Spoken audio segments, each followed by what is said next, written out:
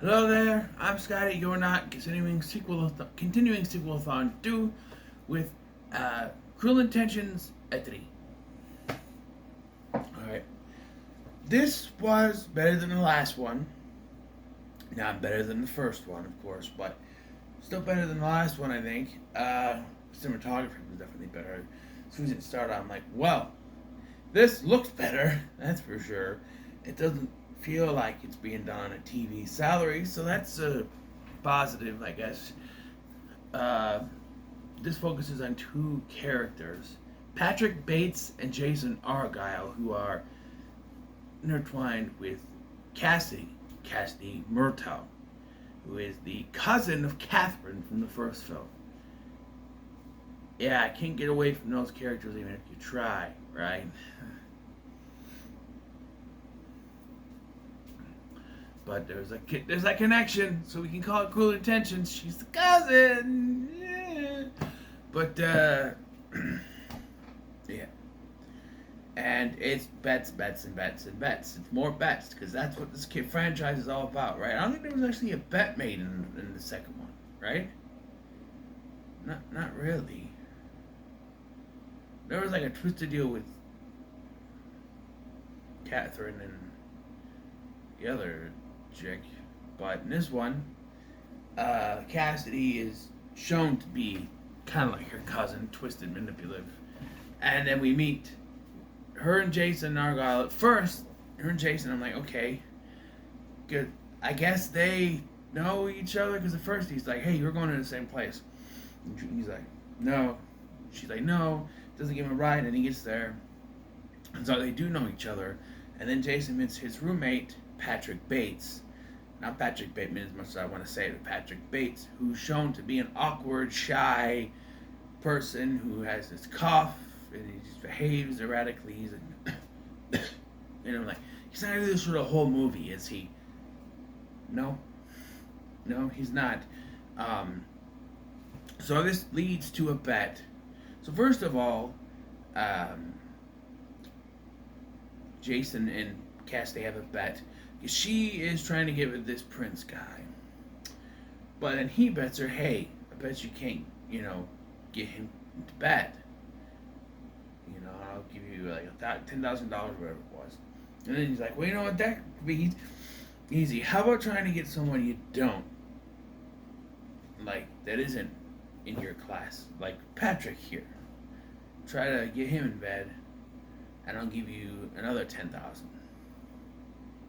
So she does, but it turns out it's all a trick. It turns out that Patrick is not awkward or shy or coughing.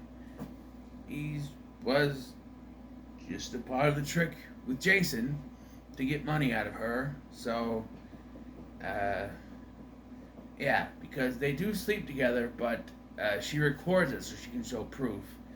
And then when the prince and her having a date, he shows up acting all innocent and then reveals the tape, which Cassidy does not ask, like, how do you know about the tape? How do you know about the recording? And then he snaps out of his persona and start acting normal. So that he and Jason had a bargain. And the money actually goes to him. And let me tell you, after watching this entire movie, Patrick Bates is one of the most vile and terrible characters and gets what he deserves in this movie, in my opinion. What he deserves. And Cassidy is supposed to be the Catherine, and this comes off as sort of an anti-hero in the end, where, you think she's going to end up doing something bad, and then the two guys are going to have to work together to deal with her or something, but no. No. And at first I'm watching it, like, if this was a TV show, I think I would be fine watching this. Two guys making a bet, and Cassidy, sort of the Catherine character, and yeah. Guess what? NBC, I think NBC, was going to make a Cruel Intentions TV series in 2016. Bring it back, Sarah Michelle Gellar to play Catherine, all grown up now. And yeah, sort of focus on other things. the Annette character was going to come back too, but played by a different actress, and she was going to have a son. Apparently, it's Sebastian's son. Apparently, she was pregnant at the end of the movie, which 2016 he'd be an adult by then. He'd be 99, so he'd be 25, I think. Is that how it works? I don't know. But, yeah, I don't know. Interested, but it, again, did not get picked up. So, yeah. But, so then Jason, after that little bet, Jason and Patrick make a bet to bed two other women. Sheila, who is the one that Jason's going to bed, and going to try to bed, and Allison, who has a fiance, and they've been engaged since they're like two. It's like prearranged, but I guess she loves him, and he's trying to get with her. And I find her, like, I understand what happens to her is not good, but she's a lying. Like, she's not completely innocent, all right? Because she's telling Patrick, oh, no, I don't like you like that. I just want to be friends. I don't have feelings for you like that. And I don't want to cheat on my boyfriend. But as soon as Mr. McHunky Drawers over here shows up, Mr. McHunky Chin, Brent shows up and shows any interest in her, they fucking underneath the pier. And she just lets it happen. And after, it's like, oh, I'm cheating on my fiance. And he's like, bitch, you didn't want to sleep with Patrick, and now you just fine with McHunky Chin over here. Just like, you know. And it is found out later that Patrick paid him off for what was like $10,000, whatever it was. So yeah, he's not completely innocent in this either, but I don't know. It just seems like she's pushing him off as someone who looks better and has better hair and a better chin and better muscles and stuff. She's ready. She's going to town. You know, that women, right? Women like that double standard. Like, I'm not gonna cheat with you because you're homely looking. You're not. No, but this hunky guy with a chin and probably has a big coco jumbo. Oh yeah, I'm gonna cheat with him. But you, nah, you ugly motherfucker. Go away. You know what I mean? It's like if me or Robert Pattinson was standing with a woman and I asked her out, she'd be like, no, I just want to be friends. And as soon as I left, she'd fucking Robert Pattinson. That's what would happen. That's what this bitch did, okay? That's the way it is. She's like, no, I don't want to be with you, you know? And she can say, no, I'm engaged, I have a fiance, I'm not gonna get either one of you. And then I leave, and then she bangs Robert Pattinson. I'm just saying, double standards, this woman. Oh, I'm not gonna cheat on my boyfriend. Oh, you're handsome? Okay, fuck me. Come on. That's, you know, I'm just saying. It does get worse. It does get worse. So, turns out he is shooting pictures. Patrick is shooting pictures. Meanwhile, in a game of cat and mouse, you could say, at some place where it's raining, Jason bets Sheila. And they do the thing you've probably seen in many adult videos where they're on the phone with their husband or boyfriend or fiance, and they keep going, only this woman does not know how to play it cool. Because, like, even afterwards, he shows up to Cassidy and he's like, oh, it sounded like they were, I don't want to talk about it. And then, like, she's like, we know what you can do. And so then try to make her jealous, I guess, they're like making out. And it's so obvious, like they walk in and he's like, no. Like he's trying to make sure that she saw him. It's just like it was her face, not her arm. But you know what I mean? Like, these are lips, right? Whatever. And just like, I don't know.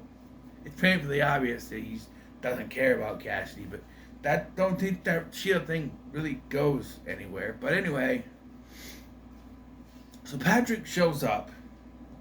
It'd be hard for me to describe, but Patrick shows up at Allison's dorm room and confronts her with the pictures and says, look, I got an envelope I'm gonna send to your boyfriend if you don't have sex with me right now.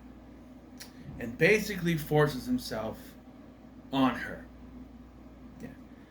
Thankfully, unlike last house on the left, we don't get to see a lot of it. It's very quick. It starts, gone, probably because you can't last more than a minute. But no, the scene ends. And so, So then we have this whole thing where. So who won? Like, they won the bet. They both slept with both of them, so they both have to pay each other money.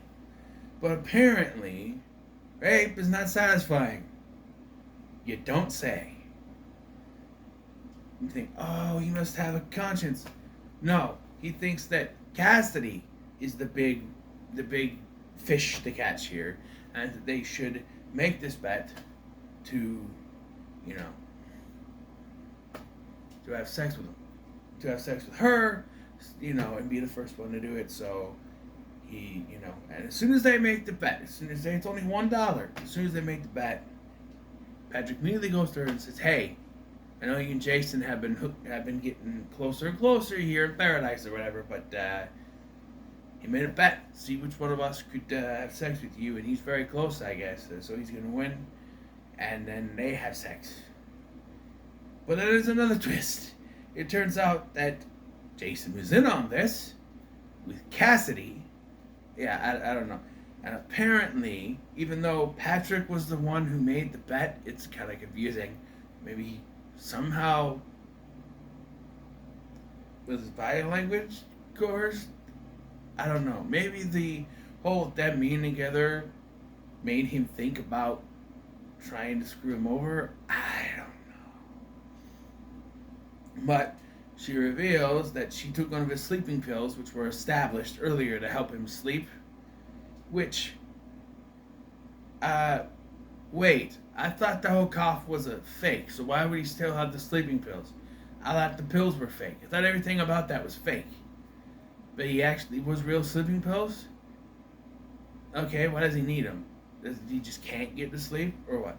Well, she took one when they had dinner, and yeah, but the problem I have is, like, why didn't she fall asleep? Right? We're led to believe this is right after they got done, right? So why didn't she fall asleep? Or make her fall asleep, or does it do something to you? I've never taken sleeping pills, or given sleeping pills to anyone. So, I don't do that shit. But I don't know. I don't know how those work, apparently. And then Jason shows up, and they're like, "Hey, guess what? Your plan is ruined." And that's when it's flipped on its head. No, your plan is ruined. And she's called campus security. And it turns out that Allison also came forward after hearing what happened to Cassidy. So Cassidy also manipulated Allison, who is... Okay, she's a victim, but she's not completely innocent because she's all coy. But as soon as Mr. McHandsome McSweatyjaw, McHandsome McChin shows up, she's all over. She's okay. I'm all over. I don't know. She's not completely innocent on that one, but she didn't need to be raped. But and it just sort of ends with them saying, we'll make a bet. She's going back to the British guy again. Although I kind of think it should have ended with them finally getting together. That was the whole movie, is that they were playing cat and mouse. And towards the end, it looked like they were finally together, and then... No, that was a play for Patrick? And then she's going to have the British guy again. I don't know, but I feel like it should have... The endings of the first two, as weird as not very good the second one was, the ending of the first one was very definitive. Sebastian's dead, but Annette gets revenge on Catherine. She's going to be thrown in rehab and all this stuff. She's going to pay for all the stuff she did. Second film, we establish that our two main characters, Catherine, Sebastian, they're going to evil ways. Sebastian has succumbed to his evil ways, and he's going to be evil until the first film happens, and setting up something. Here, it's kind of inconclusive, where it's like we're just going back to what she was doing at the beginning of the movie. Clearly, there was some sort of passion between the two of them.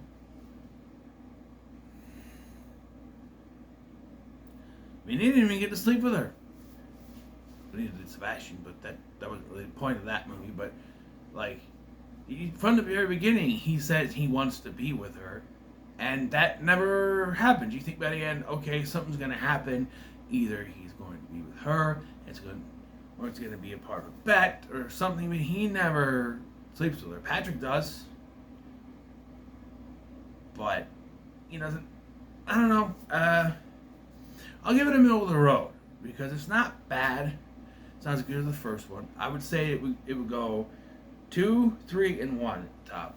1 is definitely the best. I should say, when I put this in, they showed the trailer for the first one. And movie, if you're trying to sell your movie as, hey, this is Cool Intentions 3, don't put a trailer to a better movie at the beginning of your movie. I'm just saying. But this trailer had the theme song for Charmed. The Charmed theme song. I am heaven when I need to be loved, just like anybody else does. Playing, I'm like, I heard I am the sun, I am the air. I'm like, wait a minute. Yeah, I'm just like, okay, we're using the Charm theme song for Cool Intentions, which I am. But, middle of the road. So, what do we have next? Grogu, apparently. I got you. Okay. Or Zeke. Alright. I really don't know what. Still got quite a few left. As you can see right here. Do I want to start with the Dumb and Dumber ones? I feel like I want to do just a one sequel, not a couple, because this might be the last one I do today, because I still got the Flash tonight. So yes. So my options: Short Circuit 3, My Girl 2, City Slickers 2, Wrath of the Titans, Whole 10 Yards. I've got quite a few one-off ones I can do, but you know what?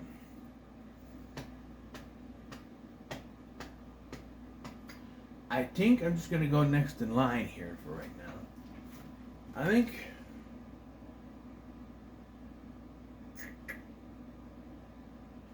we're going to do Young Guns too. I think that's the way to go here. Kind of want to see this. It's a snappy case. It's a snappy case. So, what are your thoughts on Cruel Intentions 3? I had to look at the second one to remember what it was. Then, of course, share, like, share, subscribe. Thanks for watching. I'm Scotty, and I'll see you in the next one.